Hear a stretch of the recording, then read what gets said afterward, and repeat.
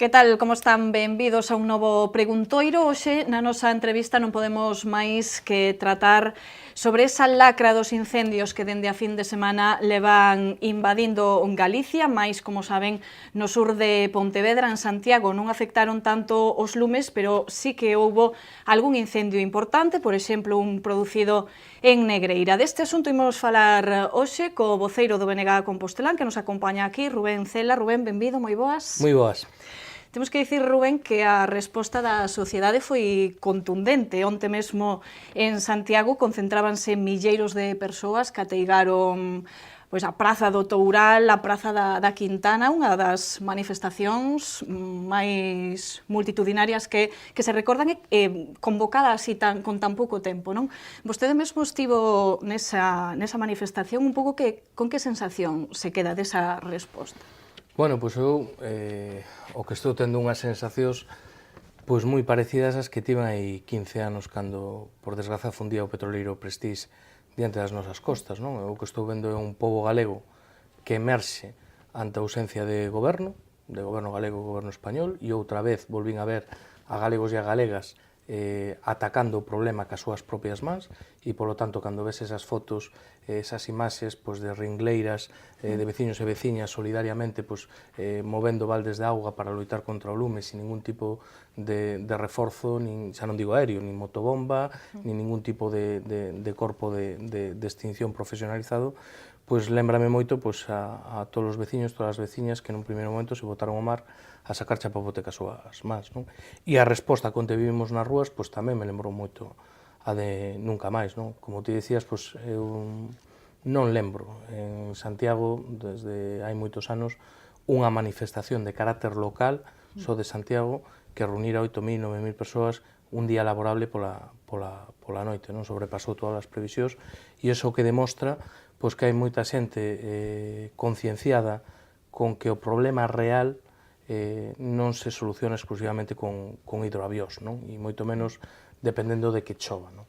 Eu creo que aquí hai unha parte que podemos suscribir do discurso oficial do goberno do Partido Popular, e que é certo que nas últimas semanas Galiza viviu uns fenómenos climatolóxicos absolutamente extraordinarios e non comuns nesta altura do mes de outubro, pero non por extraordinarios que decir que non foran previsibles. Nos vimos dunha etapa dunha seca histórica, hai moitas décadas que non había unha seca tan prolongada no noso país, sabíamos que había unhas condicións tanto de temperatura como de vento, sabíamos que iba a haber un fenómeno como o furacán Ofelia, que iba a deixar rachas de vento moi importantes, e a liña de actuación do Partido Popular nos últimos días, nas últimas semanas, nos últimos meses, foi na dirección oposta do que realmente debería ser, non? Quero dicir, no Parlamento Galego aprobaron unha reducción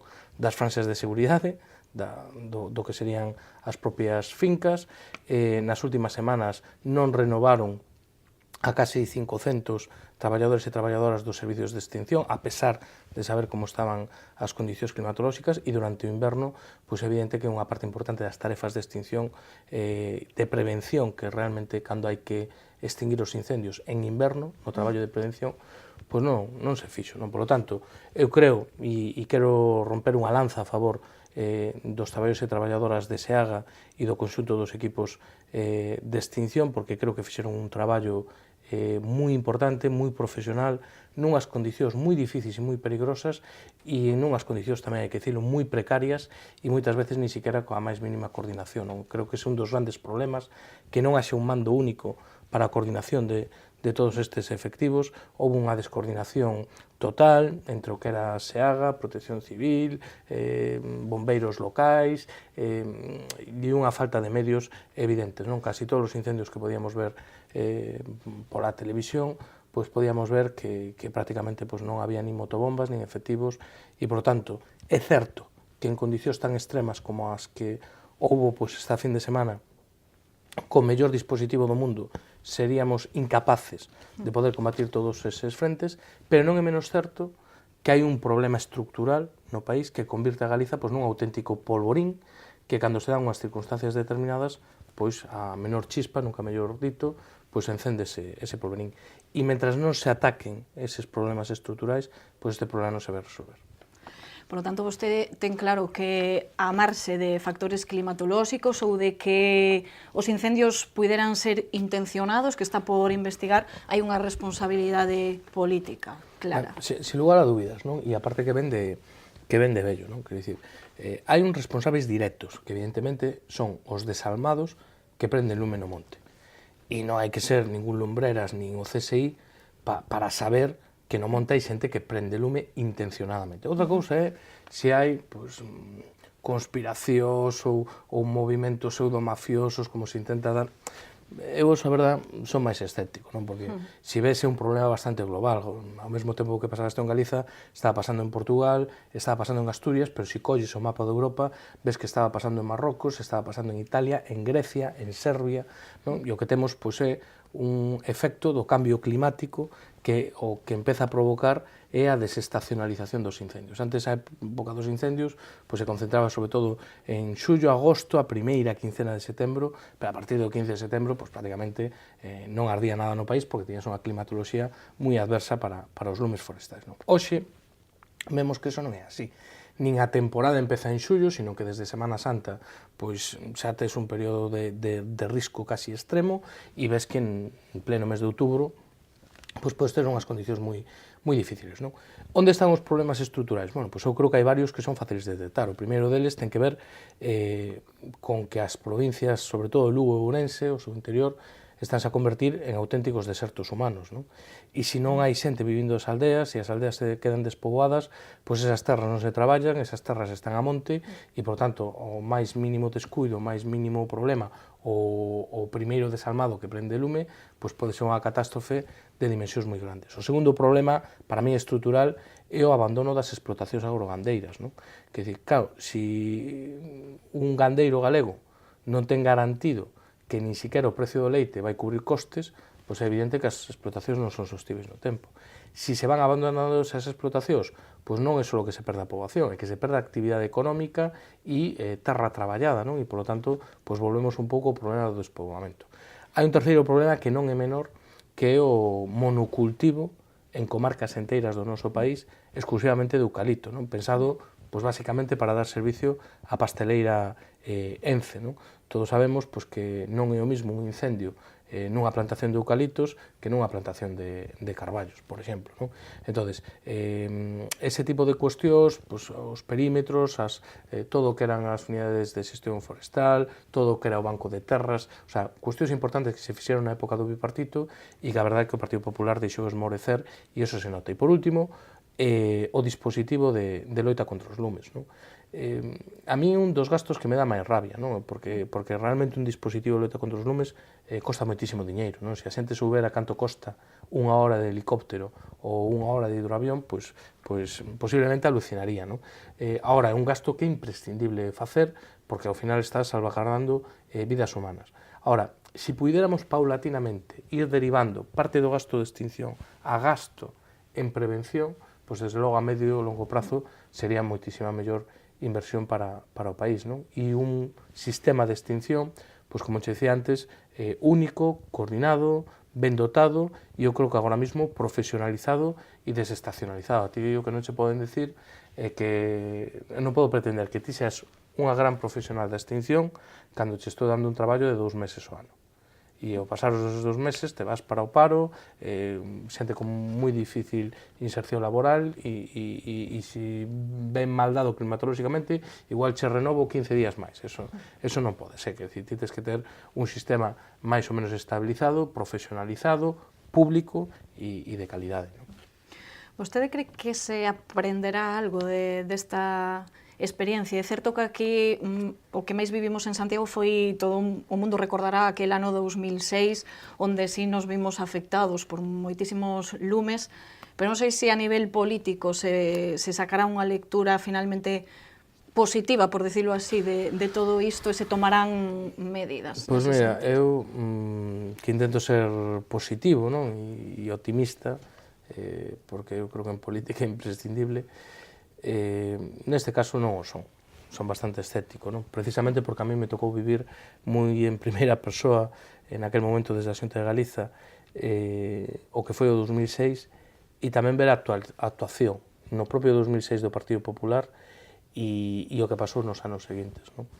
Entón, eu creo que non, porque non hai unha vontade política, non? Mire, a portavoz nacional do BNG, Ana Pontón, xusto despois da vaga de lumes de Portugal do mes de xuño, remitiulle unha carta ao presidente da Xunta, o señor Feijóo, onde dicía, mire, desde o BNG levamos moitos anos demandando un debate a fondo dos problemas estruturais. O que lle propomos é que se faga unha mesa no Parlamento de Galiza con todos os partidos políticos, que nos sentemos todos nunha mesa e poñamos negro sobre branco que é o que hai que facer a medio e longo prazo, non a 4 anos. Nos próximos 10, 15, 20 anos, que é o que deberíamos facer como país para intentar minimizar os efectos dos lumes forestais, non? Bueno, ni siquiera se dignou a contestar, non? Entonces, cando ni siquiera recoñeces o problema, pois é difícil buscar solucións, non? Eu, escoitando a Núñez Feijóo, pois claro, decías, non me parece as declaracións dun presidente dun país, que decir, eso vale para un tertuliano, nunha tertulia na radio, na televisión. Ahora, cando decía que a culpa é de Portugal, cando Portugal acaba de ter un balance de mortos absolutamente escalofriante e padecer unha vaga de lumes terrible, porque ten uns problemas estruturais moi parecidos aos de Galiza, escoitar a Feijóo que todo o problema pois, é eso, pois, dun terrorismo incendiario e tal, dices, bueno, sí, evidentemente, hai un problema coa xente que prende lume, pero o problema de fondo sempre vai estar aí se non se vai atacar, non? Quero dicir, os montes non se rozan solos. Entón, ou hai actividade para que se roce. Mira, hai un caso para mí moi pragmático, non? Nas zonas rurais de Galiza, onde máis e mellor se traballa a terra, ou non arde, ou arde moito menos. Vale? Entón, é un caso paradigmático para min. Na Mariña de Lugo, é certo que hai un microclima, non é un clima pois, tan cálido como pode ser o do sur da provincia de Pontevedra, pero na Mariña de Lugo non arde. E, entre outras cousas, non arde pois porque hai grandísimas plantacións de eucalipto que están moi ben xestionadas, moi profesionalizadas e dá moito diñeiro ao monte, non? E son os propios propietarios, as comunidades de propietarios e demais, que se encargan de velar de que non arda, non? Entonces, eu creo que o que hai que facer é pôr o noso monte a producir, porque temos moito monte a monte, e a partir de aí, pois, tomar as medidas, sobre todo, de prevención, non? Que eu creo que hai moitas delas que non se están cumprindo, non? Santiago de Compostela, como dicías ti, afortunadamente non houve ningún incidente grave en materia forestal este ano, pero calquer día o hai, e temos auténticas zonas que son un polvorín. Eu cada vez que paso por Figueiras, por pôr un exemplo, e vexo casas que están absolutamente ailladas nunha masa de eucalipto dunha altura brutal, eso se che ven un verán, como agora, os técnicos sempre falan dos 330, non? Temperaturas por riba dos 30 grados centígrados, ventos, sobre todo se son de nordés, de máis de 30 km por hora e humedade relativa por debaixo do 30%. Bueno, cando se dan esas circunstancias e é unha masa de eucalipto dese tamaño, eso non hai que mo pare, ni medios aéreos, ni nada, olvídate, deixar que arda hasta que tal, e o problema é que non pode haber casas no medio disso, ten que haber unhas franxas como Dios manda, non pode haber zonas de monte en Santiago que están absolutamente sin rozar desde hai 20.000 anos, e despois hai outro problema, que o primeiro que debería dar exemplo non o dá, non? Porque temos moitas fincas que son municipais, o sea, que son propiedade do Concello, e o Concello, a pesar de ter medios económicos e materiais para mantelas mínimamente ben, pois as ten totalmente a monte. A min dimo moitos veciños, a min dime, oye, a min non me digades que teño que ir a rozar a miña finca, cando esta daqui ao lado, que é do Concello, leva 2 ou 3 anos sin pasar por aquí ninguén, non? Entón, bueno, eu creo que as administracións deberían tomar todas isto moito máis en serio e colectivamente todos deberíamos aprender disto, pero xa digo, o problema é máis profundo que exclusivamente decir, bueno, pois a policía e a xustiza ten que coller os que colle. Eu neso coincido e, por suposto, que hai que tratalos incluso potencialmente como asesinos, porque ao final temos un balance de 4 mortos desta fin de semana en Galiza, non? Por lo tanto, se alguén prende lume, ten que pagalo e que lle caia todo o peso da lei en riba del. Ahora, o problema de fondo non se soluciona simplemente con policía e con hidroavións. O sea, hai que ir ao problema máis estrutural. E eu creo que se saliu tanta xente mobilizada no día de onte é por iso, porque é consciente de que non se fixeron as cousas ben, que faltaron medios, que faltaron coordinación. Hoxe escoitei o señor Feijóo, polo menos, que é raro en él, pois facer un mínimo de autocrítica. Hoxe, polo menos, recoñeceu que houve 12 horas onde estivo todo descontrolado e que o goberno non controlou a situación. Bueno, xa un avanzo, non? Evidentemente foron máis de 12 horas, non?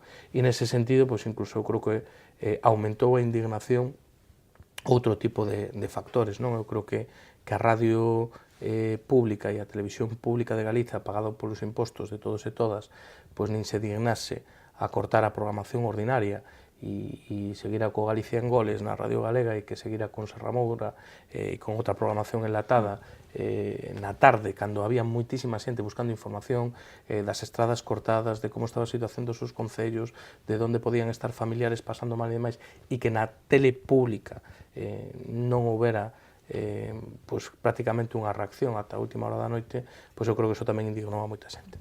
De feito, houve tamén unha pequena protesta de traballadores da Radio e Televisión de Galicia nesa manifestación. Sí, e desde aquí eu quero lanzarles todo o noso apoio, solidariedade e cariño, porque eu creo que a CRTVG ten excelentísimos traballadores e traballadoras, non?